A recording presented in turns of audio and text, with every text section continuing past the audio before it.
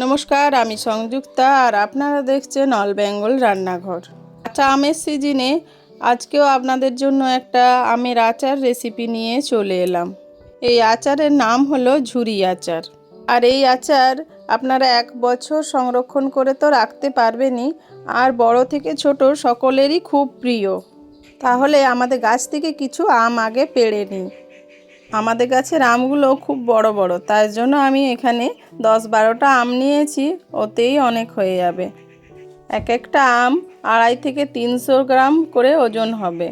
এবার এক এক করে সব আম ছুলে নেব। ভালো করে প্রতিটা আমি ছুলে আর একটা বাটিতে করে জল নিয়েছি, জলে সব আম ভালো করে ধুয়ে নেব। এরকম একটা গ্রেটার নিয়েছি, তাতে সব আম এভাবে গ্রেট করে নেব। আর এই গ্রেটারের সাহায্যে করলে খুব তাড়াতাড়ি হয়েও যাবে। চলুন, আমার সব আম গ্রেট করা হয়ে গেছে। এবার আমের থেকে রস ভালো করে নিংড়ে নিংড়ে একটা বাটির মধ্যে তুলে রাখবো।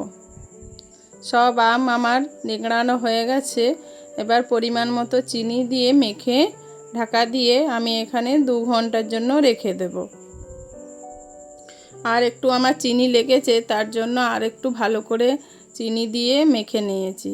কিছুক্ষণের জন্য ঢাকা দিয়ে আমি কড়াই বসিয়ে দিয়েছি। কড়াইয়ে মেথি, মৌরি, গোটা ধনে, গোটা জিরে দিয়ে কিছুক্ষণ নাড়াচাড়া করে একটা শিলে ঢেলে নেব, তাতে গুঁড়ো করে নেব।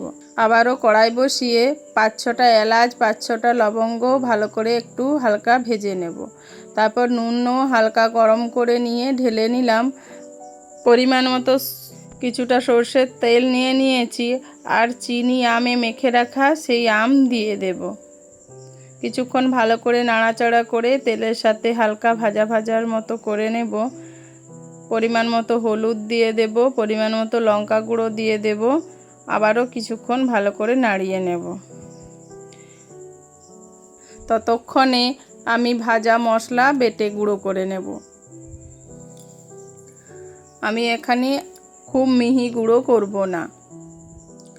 এবার পরিমাণ মতো লবণ দিয়ে দেব।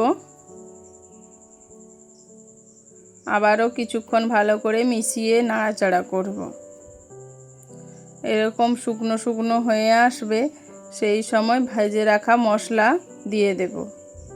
কিছুক্ষণ নাড়িয়ে চাড়িয়ে 1 চামচের মতো ভিনিগার দিয়ে দেব। ভিনিগার দিলে আচার অনেক দিন সংরক্ষণ করে রাখা যাবে। আর নিত্য নতুন ভিডিও দেখতে হলে লাইক, কমেন্ট, শেয়ার করবেন, চ্যানেলটিকে সাবস্ক্রাইব করবেন।